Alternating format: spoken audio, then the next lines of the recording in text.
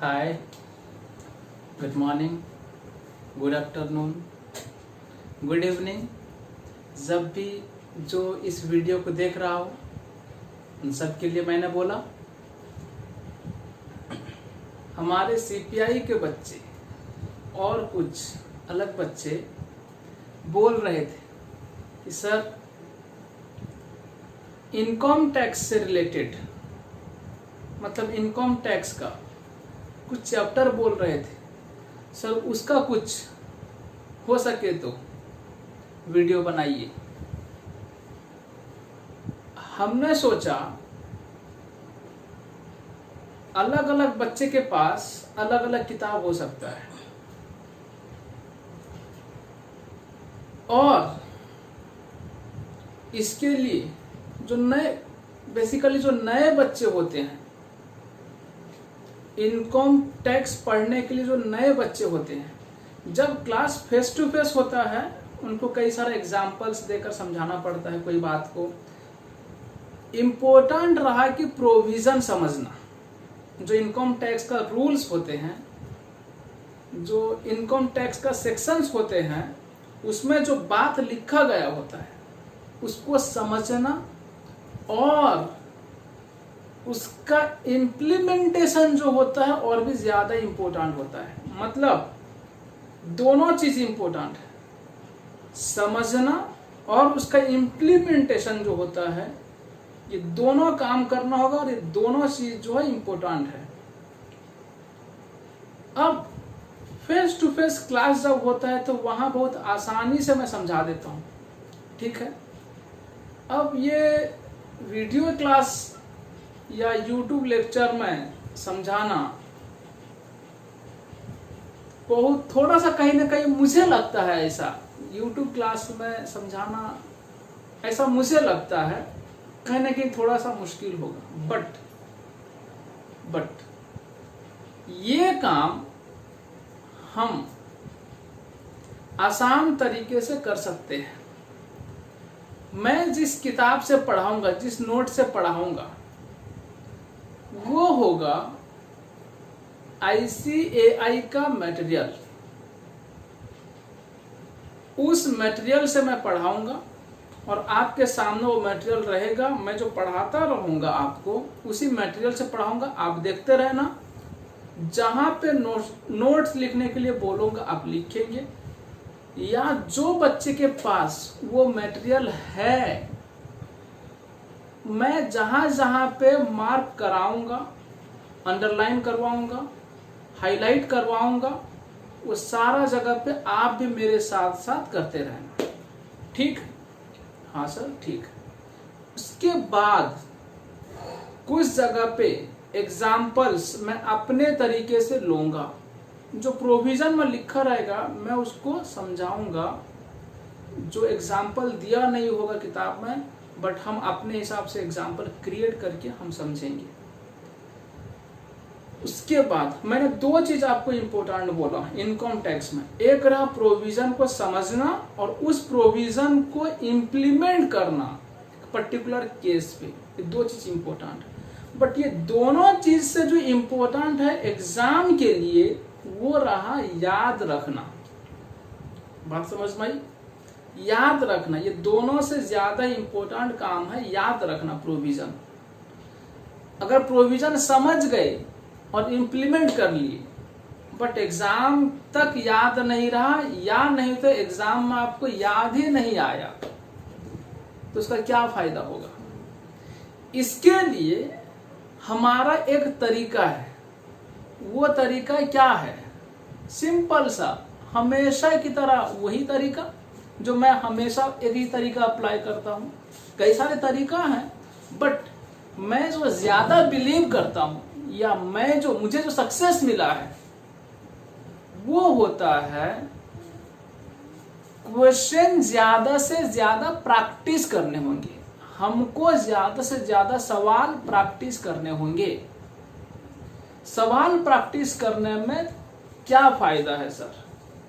Provisions याद आ जाएंगे, recall भी होंगे और हमारा इम्प्लीमेंटेशन भी हो जाएगा और वो केस भी याद रहेगा जहाँ पे इम्प्लीमेंट करना होता है, और धीरे धीरे जो है प्रोविजंस हमारा याद रहता जाएगा। इसका मतलब हम जितना प्रॉब्लम प्रैक्टिस करेंगे, वेरियस टाइप्स ऑफ प्रॉब्लम्स होते हैं, हम जितना प्रैक्टिस करेंगे उतना हमारे लिए अच्छा है।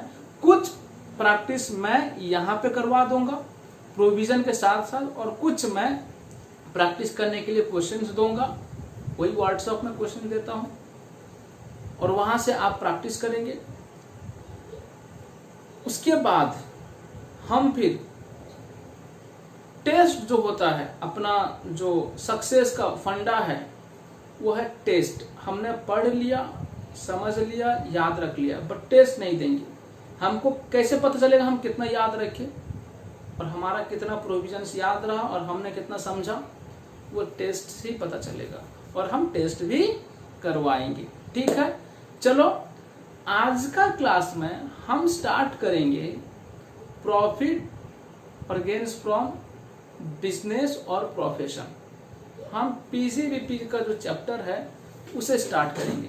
उसका सेक्शन जो स्टार्ट होता है बच्चे 28 से स्टार्ट होता है, और सेक्शन जो खत्म होता है वो 44 में खत्म होता है। फिर 45 से कैपिटल गेन का चैप्टर जो है स्टार्ट होता है। समझ में आई? हम 28 से लेकर 44 तक सेक्शन पढ़ेंगे। और सुनिए, ऐसा नहीं कि मैं एक सेक्शन के बाद एक दूसरा सेक्शन, दूसरा सेक्शन के बाद तीसरा सेक्शन 20, 29, 30 ऐसा पढ़ाऊंगा, ऐसा नहीं है।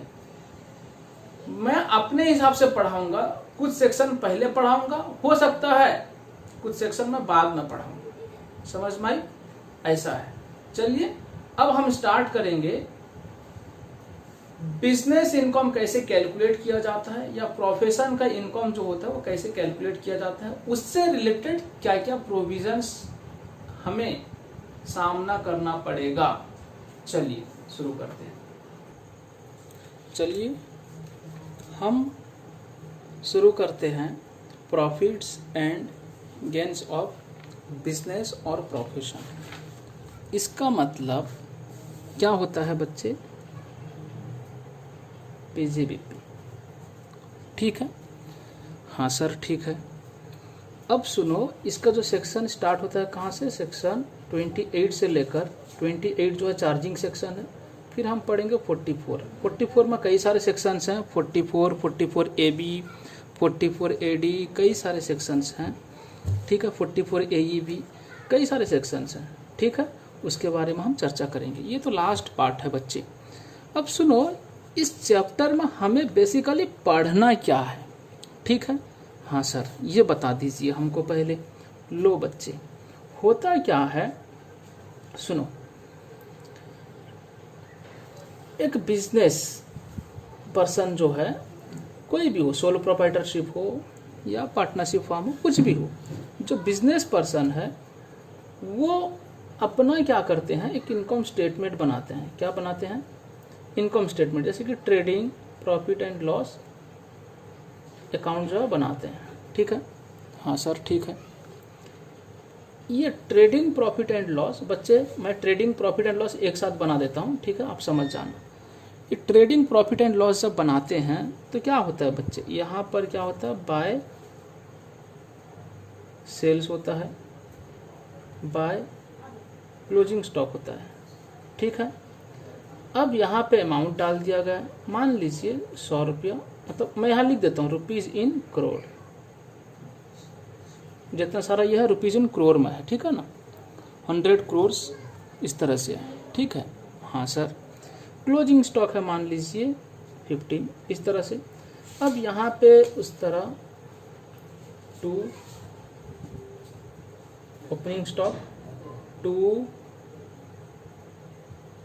परचेज, उसके बाद 2 अदर डायरेक्ट एक्सपेंसेस होता है। और यहाँ पे ओपनिंग स्टॉक में था मान लीजिए कितना 10, परचेज में था मान लीजिए 50, और डायरेक्ट वजह से मान लीजिए 10 नहीं 15 मान लीजिए। ठीक है, तो अब यहाँ पर जो आएगा 2 ग्रॉस प्रॉफिट आता है। ग्रॉस प्रॉफिट यहाँ पे कितना आएगा हिसाब कर लो। ये हो गया आपका 115, और ये आपका आना चाहिए कितना 115। यहाँ चला गया कितना 50 60 70 75 चला गया, 75 चला गया और रहा कितना 25 5 कितना हो गया 30 40 रहा, यहाँ पर आया 40। ठीक है, ग्रॉस प्रॉफिट आया कितना 40। फिर ये ग्रॉस प्रॉफिट इधर आता है बच्चे बाय ग्रॉस प्रॉफिट, ये CD जब होता है तो क्या होता है, ये BD होता है। ठीक है, तो 40।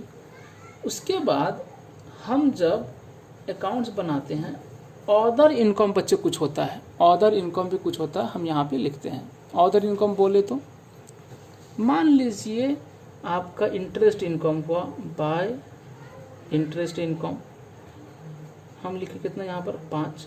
मान लीजिए कोई कुछ डिविडेंड मिला बाय डिविडेंड इनकम, वो कितना मान लीजिए 15। मान लीजिए अलग कोई इनकम हुआ, रेंट हुआ, हमारा मतलब एक सोलो प्रोप्राइटरशिप बिजनेस है, उसका एक प्रोप्राइटर जो है उसका कई सारा घर है, उसको भाड़े में लगाया हुआ है और उसका इनकम हुआ मान लीजिए बाय रेंट इनकम कितना, ये मान लीजिए 5 बाय रेंट, इस तरह से। उसके बाद मान लीजिए बाय कुछ कमीशन मिला है, कमीशन कितना मिला बच्चे 5, इस तरह से मिला है। ठीक है, अब यहाँ पर बच्चे क्या हुआ 2, यहाँ पर अपना एम्प्लॉय लोग को सैलरी दिया और यहाँ पर एडवर्टाइजमेंट किया कुछ, और 2 डिप्रिसिएशन और बाकी 2 अदर एक्सपेंसेस। ठीक है, इस तरह से क्या सैलरी दिया मान लो 25, एडवर्टाइजमेंट के लिए 5, डिप्रिसिएशन के लिए 15 और अदर एक्सपेंसेस मान लीजिए कितना ये भी हो गया 15। तो कितना हुआ बच्चे, यहाँ पर टोटल हो गया कितना, बताओ बोलो, यहाँ पर टोटल कितना हो गया, जल्दी से बोलो। 40 5 45 50 60 70 हो गया 70, और यहाँ पे 25 5 30 30 40 40 20 कितना होगा 60, और रहा कितना 2, नेट प्रॉफिट जो है कितना होगा बच्चे 10, इस तरह से होता है। तो अब ये भी आ गया कितना 70। ठीक है, अब सुनो बच्चे क्या होता है यहाँ पे, ये रहा आपके सामने ट्रेडिंग इनकम स्टेटमेंट। अब यहाँ पर जो आया नेट प्रॉफिट कितना आया बच्चे ₹10 आया। ठीक, नेट प्रॉफिट। अब हम क्या पढ़ रहे हैं बच्चे, profits and gains of business और प्रोफेशन, ये चीज़ जो है हम पढ़ रहे हैं। ठीक है, हाँ सर ठीक है। अब सुनो, इनकम टैक्स जो है अपना मतलब इनकम टैक्स, जितना आपका इनकम होगा उसके ऊपर टैक्स दिया जाता है। हमने बेसिक्स पढ़ रखा है, basic concept of income tax हमने पढ़ रखा है। रेसिडेंशियल स्टेटस बहुत अच्छी तरीके से पढ़ रखा है। सारे बच्चे बोले कि सर हमारा जो 3 इनिशियल चैप्टर है, जो बेसिक कॉन्सेप्ट, रेसिडेंशियल स्टेटस और एग्जेम्प्टेड इनकम का, जैसे जो था तीसरा chapter income which do not form part of total income, वो बाकी हाउस प्रॉपर्टी का, अदर सोर्स का, ये सारा चैप्टर जो है हो चुका है। तो अब देखो बच्चे, ये जो इनकम टैक्स है, मान लीजिए इंडिविजुअल है, ये जो इनकम स्टेटमेंट किसका था, इंडिविजुअल का था। इंडिविजुअल का इनकम कितना हुआ 10 करोड़। ये क्या 10 करोड़ के ऊपर टैक्स दिया जाएगा, सवाल ये होता है। ठीक है सर, हमें क्या पता इसका जवाब क्या होगा। सुनो बच्चे, ये जो हम अपना अकाउंटिंग के हिसाब से ये जो बनाते हैं ना इनकम स्टेटमेंट, ये अकाउंटिंग के हिसाब से होता है, अकाउंटिंग का रूल्स एंड रेगुलेशन के हिसाब से होता है। हो सकता है अगर इनकम स्टेटमेंट कोई कंपनी बनाती हो, कंपनीज एक्ट के हिसाब से बनाते हैं जो 2013 है। कंपनीज एक्ट में जो लिखा गया है सेक्शन 129 के अंदर, जो फाइनेंशियल स्टेटमेंट बनाने का तरीका है वो क्या बोलता है section 129, financial statement shall be prepared as per the accounting standard provided in the section 133। Section 133 में अकाउंटिंग स्टैंडर्ड का बात लिखा हुआ है। अकाउंटिंग स्टैंडर्ड का मतलब क्या होता है? तो फाइनेंशियल स्टेटमेंट जो बनेगा अकाउंटिंग स्टैंडर्ड के तहत, और उसके बाद शेड्यूल 3 ऑफ कंपनीज एक्ट में शेड्यूल 3 दिया हुआ है, पार्ट ए पार्ट बी करके दिया हुआ है, मतलब फॉर्म ए फॉर्म बी दिया हुआ है। फॉर्म ए में बैलेंस शीट बनता है, फिर फॉर्म बी में इनकम स्टेटमेंट बनता है, statement of profit and loss बनता है। बच्चे आप जो कंपनीज एक्ट में पढ़ते हो, कंपनीज जो कंपनी है वो कंपनीज एक्ट को फॉलो करेंगे और उसके तहत अपना जो है फाइनेंशियल स्टेटमेंट बनाएंगे। अगर पार्टनरशिप फॉर्म है, अगर कोई फॉर्म है, तो आप जानते हो फॉर्म का क्या होता है। मैन्युफैक्चरिंग अगर बिजनेस है, मैन्युफैक्चरिंग बनता है, ट्रेडिंग बनता है, फिर पीएल बनता है, फिर पीएल एप्रोप्रिएशन बनता है, फिर उसके बाद क्या बनता है बच्चे, बैलेंस शीट बनता है। इसका तरीका है, ये सबका अपना अपना तरीका है फाइनेंशियल स्टेटमेंट बनाने का, समझ में आई। लेकिन ये सारा तरीका इनकम टैक्स वाले नहीं मानते हैं। इनकम टैक्स वाले जो है डिसएग्री हैं। सर ऐसा क्यों? इनकम टैक्स वाले बोलते हैं हम जो रूल बोलेंगे, हम जो रूल देंगे, हम जो रूल प्रोवाइड करेंगे, उसे रूल को अप्लाई करते हुआ इनकम टैक्स का जो प्रोविजन दिया गया, इनकम टैक्स ने अपना बात बोला है, उस बात को मानते हुआ आपको एक इनकम स्टेटमेंट बनाना है, और वो इनकम स्टेटमेंट से जो इनकम आएगा उस इनकम से आपको इनकम टैक्स देना है। बात समझ में आई? ये इनकम साहब नहीं चलेगा, ये स्टेटमेंट नहीं चलेगा, ये स्टेटमेंट से जो इनकम आया है ये नहीं चलेगा। कौन बोलते हैं? इनकम टैक्स वाले बोलते हैं।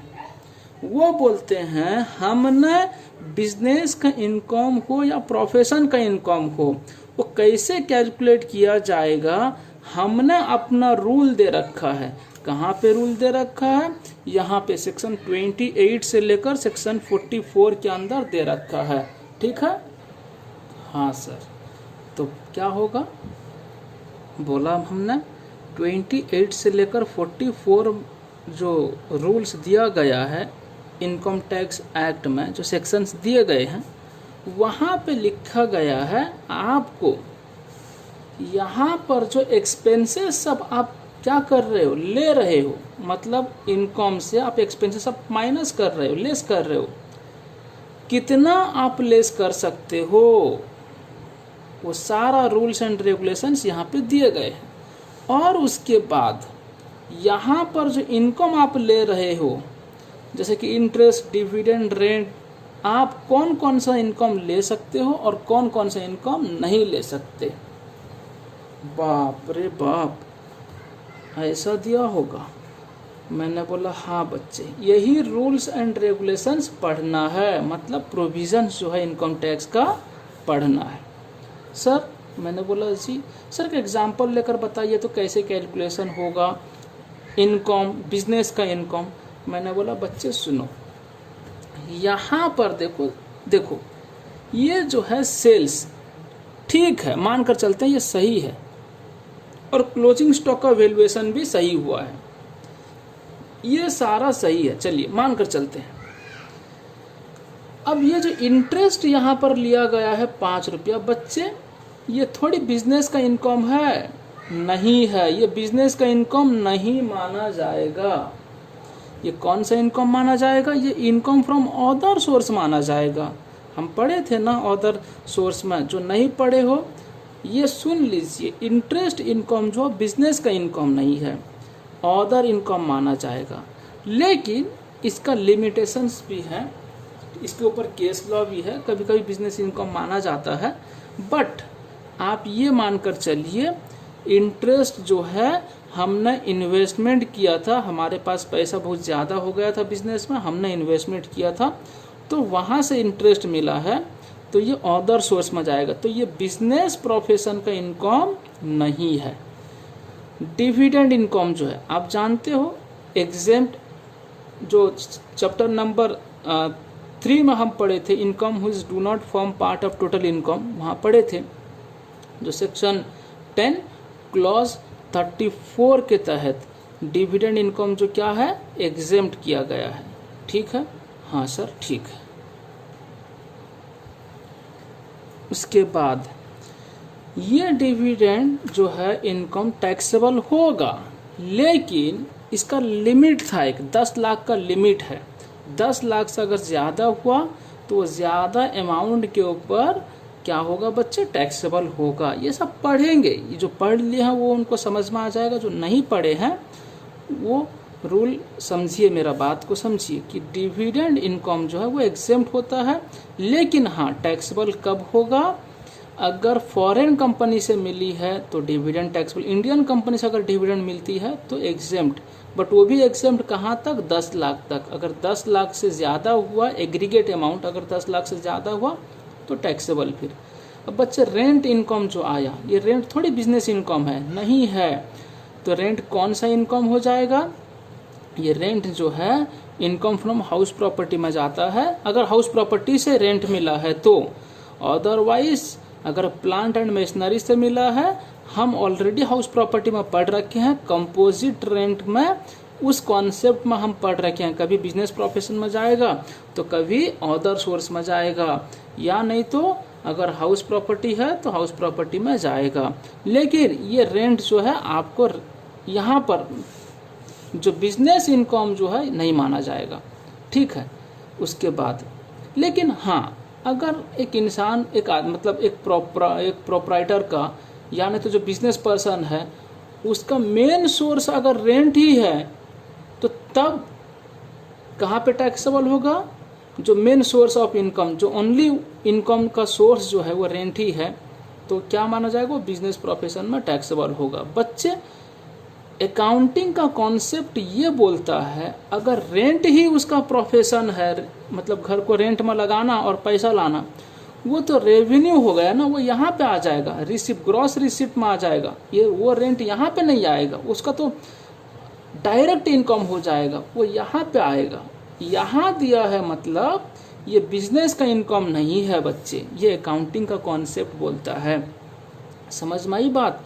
तो अगर मेन सोर्स ऑफ रेवेन्यू है जो डायरेक्ट बिजनेस से जो इनकम होता है वो सेल्स में आता है, अगर गुड्स अगर सेल कर रहे हो, अगर सर्विस प्रोवाइड कर रहे हो या सर्विस से अगर इनकम जनरेट होता है बाय ग्रॉस रिसीट लिखा जाता है। ठीक है, मैं अकाउंटिंग का कोई ज्ञान देने के लिए नहीं आया जो अकाउंटिंग का कॉन्सेप्ट आपको बताऊंगा, बट मैं जितना बता रहा हूँ उतना मैं समझ जाइए।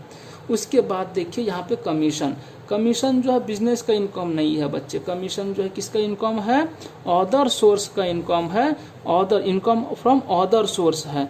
तो इसका मतलब ये सारा जो इनकम है, ये सब इनकम जो है कहीं ना कहीं यहाँ पे मिला हुआ है।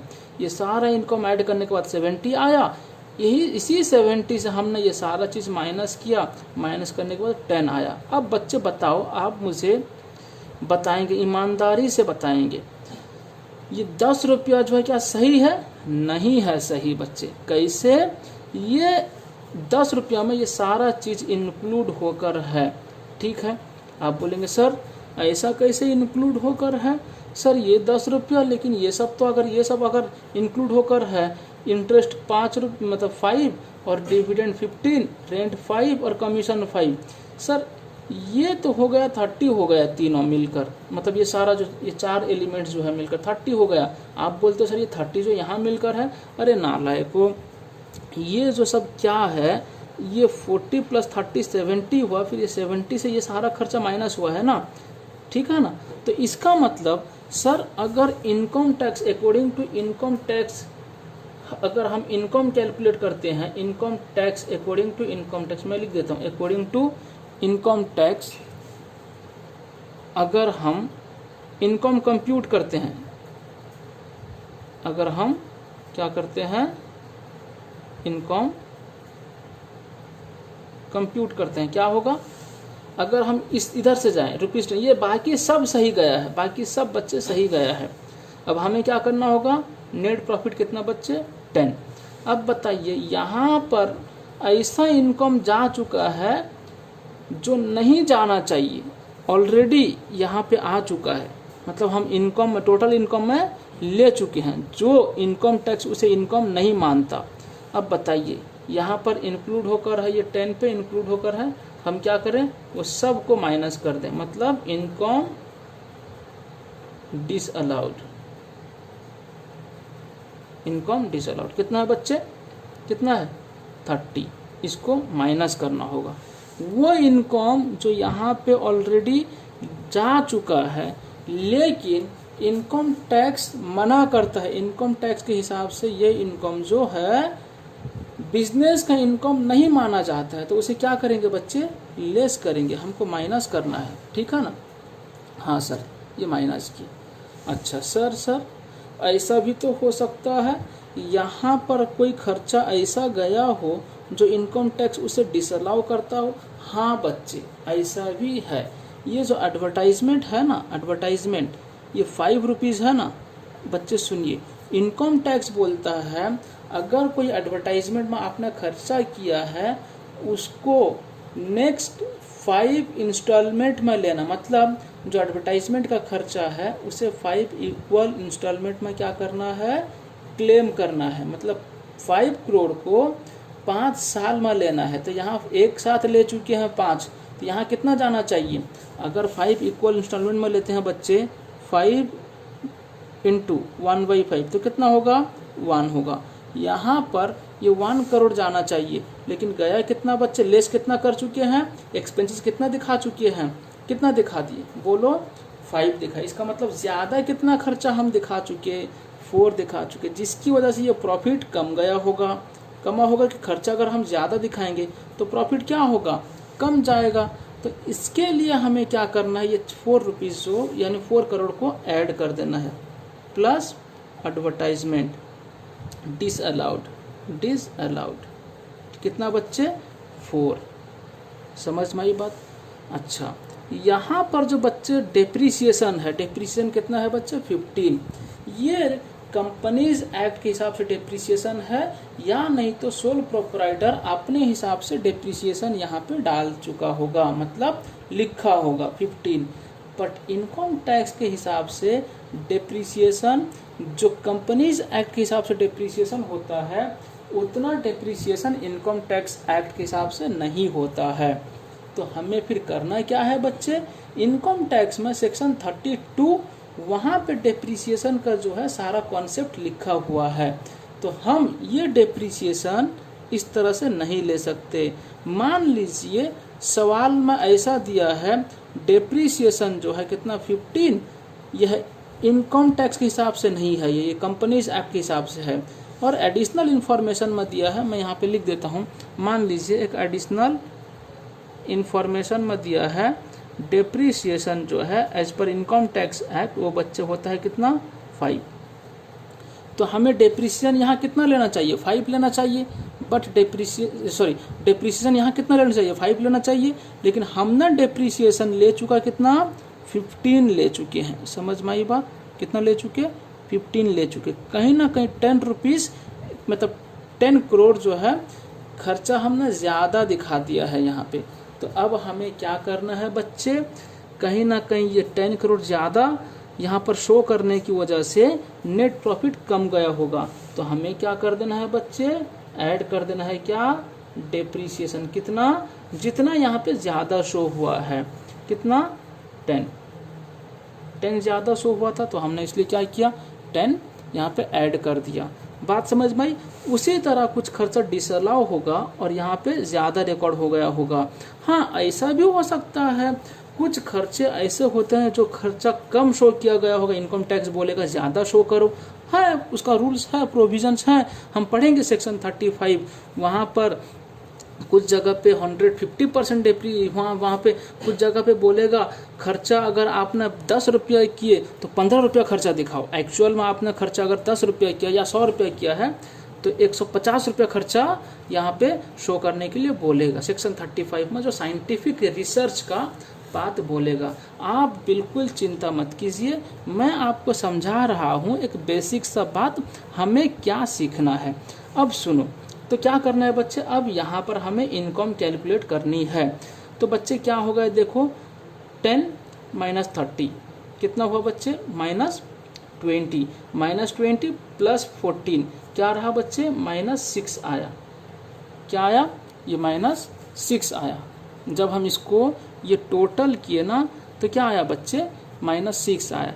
ये -6 जो आया ये क्या है बच्चे, ये क्या है, -6 ये क्या है, लॉस है। कौन सा लॉस, बिजनेस का लॉस है। समझ में आई बात, ये कौन सा लॉस है, बिजनेस का लॉस है। हो सकता है मान लीजिए 10 जो है अगर 100 आता, मान लो नेट प्रॉफिट यहाँ पे 100 देता, मान लीजिए मानने में कोई दिक्कत है नहीं, ठीक है। यहाँ पे मान लीजिए 100 होता तो आप क्या करते, ये वाला एडजस्ट करते, जो आता ऑब्वियसली वो इनकम होता, उसे बिजनेस का इनकम मानते। इस तरह से हमें कैलकुलेट करना होगा according to income tax act, income computation या इनकम कैलकुलेशन। बात समझ में आई।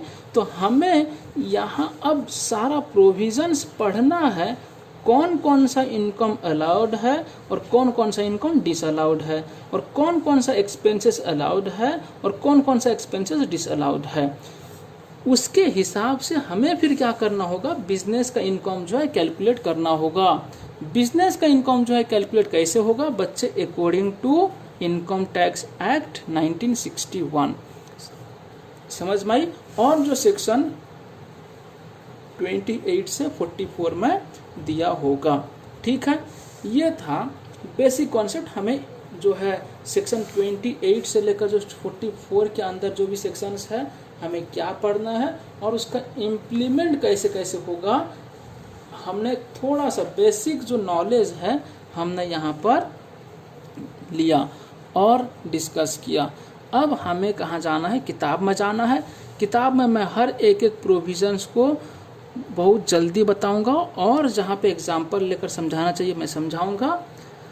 फिर उसके बाद हम इम्प्लीमेंट करेंगे उस प्रोविज़न का, कुछ क्वेश्चन भी हम सॉल्व करेंगे, ठीक है। हाँ सर ठीक है। चलिए अब नेक्स्ट वीडियो में हम देखेंगे क्या, प्रोविजंस और किताब के साथ साथ, ठीक है। हाँ सर ठीक है।